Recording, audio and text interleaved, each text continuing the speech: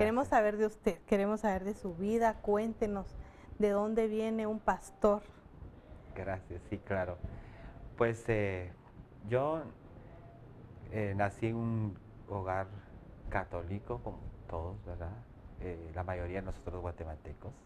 Amén. Nacimos en un normal, ¿verdad? Un hogar normal. Pero cuando yo tenía 12 años, el Señor comenzó a inquietarnos, a llamarnos. Él comenzó a llamar a mi papá a servirle. Comenzó él a inquietarlo. Le pasaron muchas cosas para llegar a los pies de Cristo, como tal vez a muchos de nosotros nos han pasado. El Señor genera situaciones alrededor para que nos demos cuenta de que necesitamos del Señor si aún no lo tenemos. Y así nos pasó a nosotros, igualmente nos pasó a nosotros. La familia comenzó a sentir ese llamado, a buscarle, a servirle, y así fue, no nos pudimos resistir. La ¿Verdad? familia completa. La familia completa, mis dos hermanos y yo. Ajá. Mi hermano Miguel, que es pastor, Pablo, es un doctor, y mis papás nos entregamos al Señor. Mire, fue algo maravilloso. Nosotros estábamos en Atitlán, no se me olvida ese detalle, estábamos en Atitlán pasando unas vacaciones. Realmente del Señor no sabíamos nada, solo que nos habían dicho. Habíamos visto una película de Jesús muy linda, que por cierto, mi papá se entregó a Jesucristo con esa película. Él hacía con eso del Señor. Conocíamos del Señor porque teníamos una abuelita maravillosa que oraba por nosotros, que nos obligaba a orar, porque no queríamos orar, que nos obligaba, por ejemplo, ella se quedaba al tanto de nosotros por unos días, mis papás salían de viaje, y nosotros todavía no conocíamos del Señor. Y ella nos decía, bueno, antes de salir a jugar a la calle, porque éramos niños de 11, 10 años, antes de salir a jugar a la calle, los hincaba a orar y nos hacía repetir forzadamente la oración de fe. Nos hacía que leyéramos la Biblia, y nosotros realmente no nos hacía, nosotros no queríamos participar de eso porque no nos había nacido la luz, no habíamos querido que entrase el Señor Jesucristo a ser Rey y Señor de nuestra vida. Pero yo creo que todo eso nos preparó para llegar hasta este punto. Entonces esto nos preparó para que nosotros pudiésemos conocer al Rey de Reyes y Señor de Señores.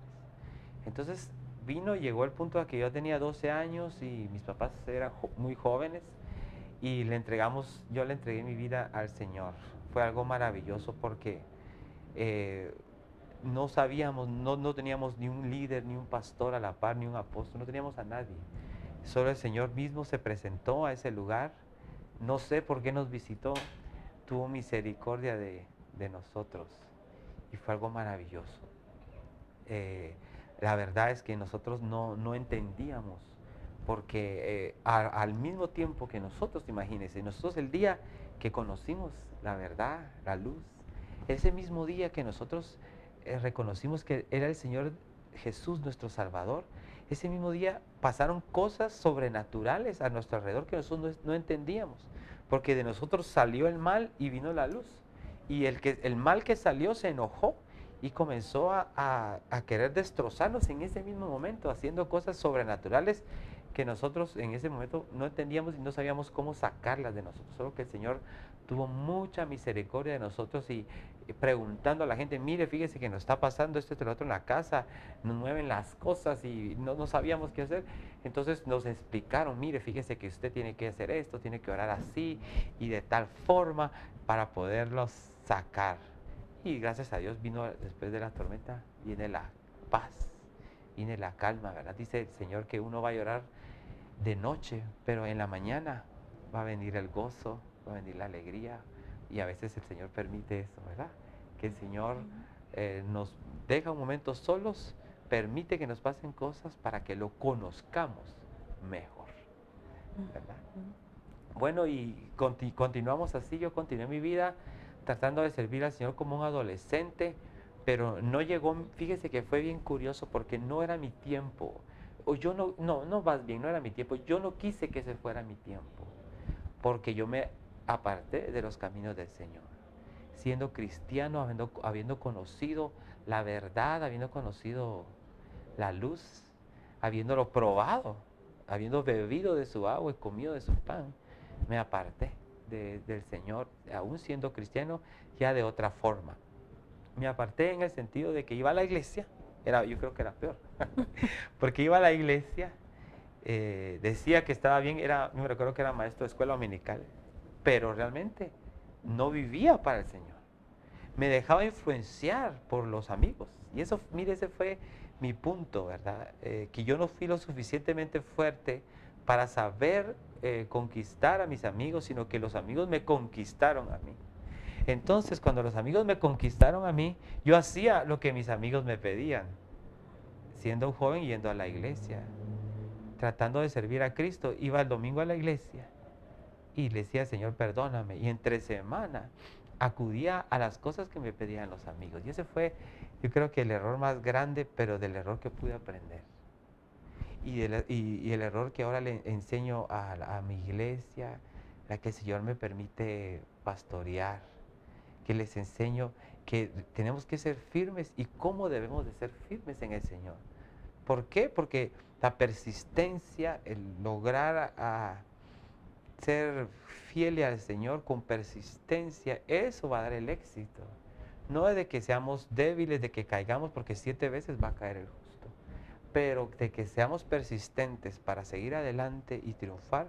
De eso el Señor va a llevarnos a un éxito, a estar firmes, a poder vivir en santidad, no con 2 voluntades, sino que solo la voluntad de Dios en nuestra vida, porque a veces queremos funcionar con 2 voluntades. Muy bien, ¿verdad? Sí. Amén. Entonces, continuando, fíjese que nosotros quisimos servir al Señor con mi hermano, con la familia. Mis padres ellos sí se mantuvieron firmes, pero yo de mi parte no pude. Cansado, porque hay una ansiedad. Cuando uno conoce al Señor, cuando uno le ha conocido y sabe que está haciendo mal, se convierte eso en una ansiedad de haberle fallado a Dios. David se sintió agobiado cuando falló ¿verdad? Con esta mujer, ¿verdad? Que falló, ¿verdad? Él se sintió agobiado, se sintió triste, porque eso es lo que ocasiona el pecado. Uno haber conocido al Señor, sabe con la Biblia, ha leído la palabra de Dios y entiende lo que Dios hace y qué es lo que significa Dios para la vida de uno y la paz que el Señor le puede dar a uno. Entonces, cuando uno entiende eso y peca y le falla a Dios, viene un redargüimiento en el corazón, viene una tristeza, uno se agobia, uno se entristece. Y eso es lo que me pasaba a mí y yo sé que le pasa a muchas personas. Le fallan a Dios y se entristecen. Entonces, por eso no hay cristianos. Muchas veces hay personas que no son libres al 100%, que la voluntad de otros los domina o la misma voluntad de su carne los domina y no la voluntad del Padre. Entonces, esos no los hace libres, ¿verdad? Para hacer cosas que el Padre les pide que hagan. Y eso me pasó a mí. Me reconciliaba un día al mes, lo mismo. Hoy sí, no, decía, hoy sí, señora, hoy sí, no, hoy sí. Y 3 meses y otra vez lo mismo. Entonces mi vida fue decayendo y siendo cristiano. Pero el Señor es tan lindo, el Señor es tan misericordioso. Gracias a Dios, ¿verdad? Gracias a Dios, digo yo, Dios no es hombre. Porque si fuera hombre, nos hubiera condenado y no nos hubiera aguantado, no nos hubiera tolerado. Por eso es que el Señor a la iglesia de Cristo le pide tolerancia los unos con los otros, porque Él nos tolera a nosotros. Él nos tolera de una manera, por eso se llama el Dios de las misericordias, porque Él tiene misericordia de nosotros cada mañana. Él cada mañana dice, bueno, te voy a volver a perdonar. Y tal vez de lo mismo, ¿verdad? Aunque debemos de procurar no pedir perdón al Señor por ese mismo pecado 2 veces. Le pedimos perdón al Señor por un pecado una vez y ahí que se acabe, porque ese pecado va a alcanzar misericordia. Pero a veces, todavía el Señor siendo tan bueno, tan afable, tan amoroso, Le pedimos perdón por el mismo y lo mismo, y Él nos sigue perdonando, porque esa es su promesa para nosotros, ¿verdad? Esa es la promesa que tenemos de Él. Entonces venía el Señor y yo sé que me perdonaba, sentía su presencia y aún volvía a lo mismo. Una vez, pero un día cansado, no se me va a olvidar, nosotros fuimos a una campaña del evangelista Gille Ávila, que se hacía antes cuando venía se hacía en el estadio, pero en esta ocasión fue en los campos del Roosevelt, cerca de donde yo ahora tengo la iglesia. Nosotros tenemos la iglesia. Yo pertenezco a un ministerio apostólico. Mi apóstol es Miguel García, ¿verdad? Él es el que fundó ese ministerio, ¿verdad? Entonces solo a mí me pusieron hace 5 años más o menos ahí en esta iglesia. Cabal, fíjese cómo es Dios, todo lo coincide cerca de allí. Y vino el evangelista Gille Ávila y él dijo esta palabra, y es esta palabra que yo quiero transmitirle a todos los que nos ven, si es posible. Hay muchas personas que son cristianos, que quieren seguir a Cristo, pero todavía son dominados por el pecado, son dominados por la carne, son dominados por factores externos que no permiten que nosotros hagamos la voluntad de Dios. Y él dijo esas mismas palabras que yo les estoy diciendo. Aquí hay personas que siendo cristianos todavía se drogan, todavía fuman, todavía etcétera, etcétera, etcétera, que usted ya sabe. Siendo cristianos, pero el Señor dice hoy que los quiere hacer libres, pero todos tienen que confesar y levantar la mano que están pasando por esas situaciones, y el Señor lo va a hacer libre. Nunca se me va a olvidar que yo le había escondido a la iglesia todo esto, porque la iglesia no sabía, ¿verdad?, que yo hacía todo esto. Tenía ciertos privilegios. Yo le había escondido a mis padres, por supuesto, que ya eran líderes de la iglesia, todo esto, y yo estaba con ellos y yo decía, ¿cómo voy a levantar la mano? Para mí era algo vergonzoso. Era algo, decía, no, Señor, yo tenía 17 años. Y decía, ¿cómo voy a levantar la mano, Señor? Pero el Señor me tocó tanto.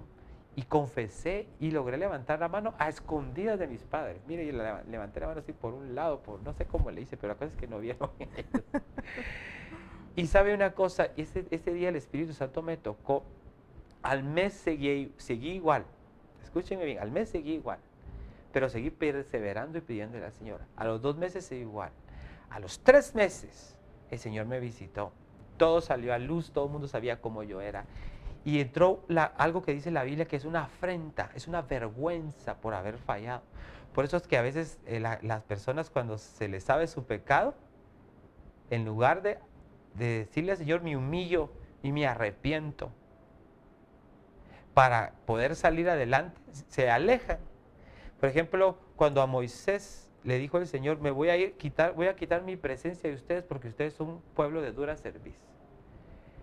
¿Qué hizo? ¿Cuál fue la reacción del pueblo? Dice la Biblia que se quitó sus atavíos. La gente se quitó todo lo que lo adornaba, todo lo que lo veía hacer feliz al pueblo. Se lo quitó todo y se puso de luto porque la presencia de Dios ya no iba a estar con ellos.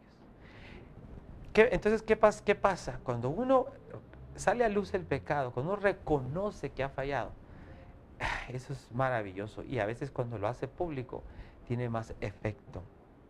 Hay más, como que uno dice, sí es cierto, quiero cambiar. Está confesando que quiero cambiar. Vino el Señor y visitó mi vida en el parqueo de los carros en mi casa, en un parqueo. Porque el Señor está en todo lugar, no solo puede estar en una iglesia. El Señor está en todo lugar. Al que el Señor lo llama y el Señor lo está llamando, por favor no se resista. Porque de ahí empezó el cambio de mi vida. Yo me enteré al Señor de todo corazón y me propuse buscarle, servirle para nunca más caer. Eso fue hace 23 años más o menos. 23 años que yo me entregué. Lo logró. Lo logré, al fin lo logré. Ay, qué bendición. Sí se puede vivir en santidad. Sí se puede. ¿Qué le aconseja usted a esos jovencitos que andan también, que caen y caen? Sí, claro que sí.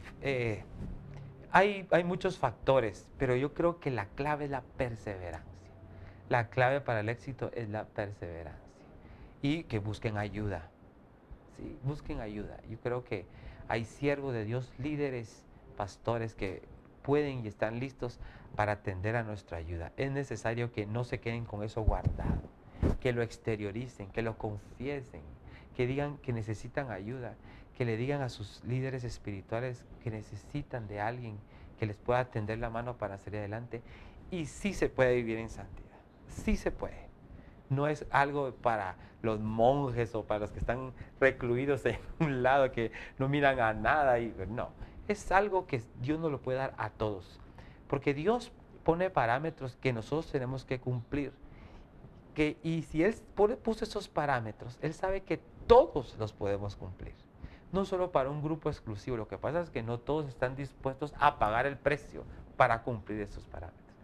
Pero cuando entendemos que sí podemos y que el Señor nos va a ayudar, porque la Biblia dice, mi yugo es fácil y ligera mi carga.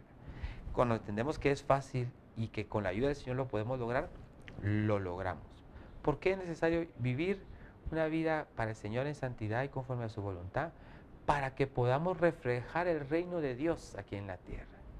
Si un cristiano no vive para Dios, sino que vive para su carne, no refleja el reino de Dios en la tierra y crea lo que se llama el mal testimonio.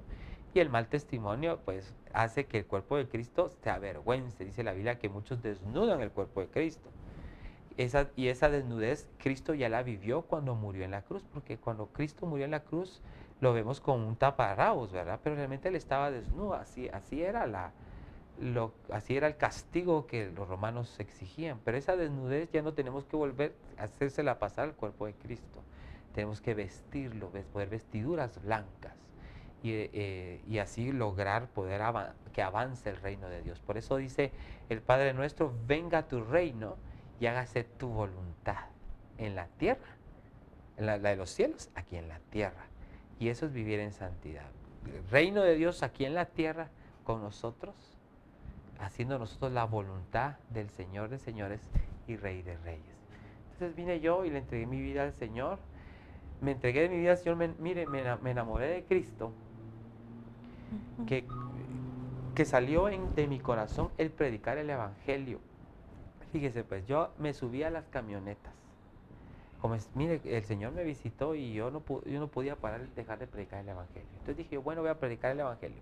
Y como ya les había predicado a mis amigos y a todo mundo, dije, como ya no tengo más que predicarle, como en la iglesia me porté mal y no me dan cómo predicar, entonces voy a predicar en las camionetas. Entonces me subí a las camionetas y con la persona que estaba ahí le hablaba a Cristo. Juntaba a los albañiles que estaban construyendo en mi casa, los juntaba, los reunía a todos y les compraba frescos. Les compraba cuquitos de aquellos que habían antes, yuppies, no sé si se acuerda usted. Sí. Les compraba todo, le llevaba pan de manteca y venga, ustedes están todos sudados. Y me los reunía a todos y les presentaba el Evangelio de Jesucristo. Me iba por las calles solo, miren, no necesitaba de nadie, solo yo, predicando a Cristo por donde yo pudiera. Se implantó sobre mí una necesidad de hablar del Señor, de compartir del Señor. Qué lindo. ¿Y cómo lo llama el Señor? ¿Cuándo supo que era pastor? Fíjese, pues, yo pensé, le voy a contar esto curioso que me pasó. Yo quería servir al Señor y comencé en el instituto bíblico y comencé a estudiar música. Yo estudié piano y estudié canto, porque eso era lo que yo pensaba que yo tenía que hacer. Cuando esté en el instituto bíblico, el Señor me comenzó a inquietar. En ese entonces era un instituto que se llama Cosecha al Mundo, en los 90 estaba, ya no está. Y me comenzó a inquietar el Señor por lo que yo comencé a aprender ahí. Yo sentía que el Señor literalmente me llevó al instituto bíblico. El Señor me habló y me dijo, tienes que estudiar en el instituto bíblico porque se te van a abrir ventanas y vas a ver otras cosas. Entonces comencé a estudiar en el instituto bíblico y el Señor me comenzó a hablar ahí. Cuando yo me gradué del instituto bíblico, el Señor me dijo, vas a predicar mi palabra y vas a ser pastor. No, perdón, solo vas a predicar mi palabra. Yo me recuerdo que yo le hablé a mi cobertura en ese entonces y le dije, fíjese que me dijeron que yo iba a predicar, pero eso yo siento de Dios que no es así. Le dije. Yo creo que el hermano tal vez le gusté porque yo ya había predicado y le había gustado. Me había dicho, mire, me gusta cómo predica usted, que usted tiene un llamado de Dios. Pero yo me estaba haciendo el quite, ¿verdad? Porque yo quería tocar el piano. Y yo quería cantar y decía, ay, mire, el Señor me va a usar en la cantata y en el piano, y según yo, ¿verdad? Y no quería, lo voy a ser honesto. Me acabo de encontrar a mi amigo de cuando yo tenía 18 años, cuando estábamos en la universidad, y me dijo, ¿y vos sos pastor ahora? Sí, le dije, cuando estábamos en la universidad, que era uno de mis mejores amigos, cuando estábamos en el colegio y en la universidad, vos me decías, yo te preguntaba, ¿vos vas a ser pastor? Yo nunca voy a ser pastor. Y me recordé, fíjese, me lo acaba de decir hace como 2 meses, me lo encontré a él y fuimos a comer y me dijo eso. Yo eso es lo que quería, yo nunca había pensado en ser pastor. Yo dije, yo voy a hacer lo que quiera, Señor. Quiero ir a las naciones y quiero a donde tú quieras, pero yo no quiero ser pastor. Pero me pasó como a Jeremías. Jeremías le dijo al Señor, les decía al Señor, Señor, cada vez que profetizo me pegan, me critican, me hacen mal. Yo ya no quiero profetizar, pero tu llamado, tu atracción hacia ti fue más grande y no me pude resistir. Y eso fue lo que me pasó, no me pude resistir. El apóstol, cuando me nombró de pastor, me recuerdo de que yo dije, me nombraron pastor porque él se iba a ir de viaje, que cabalmente se iba a ir de viaje, y yo pensé en mi mente carnal, porque ella es lo que menos quería. Me nombraron pastor porque él se va a ir de viaje y quiere que alguien de confianza se quede con lo de la iglesia. Y yo así pensé, pero el Señor me jaló las orejas y me llamó y comencé a entender y comencé a deleitar en esto. Pasé 2 años o 3 años pastor y el Señor ahora me llamó a tiempo completo a servirle.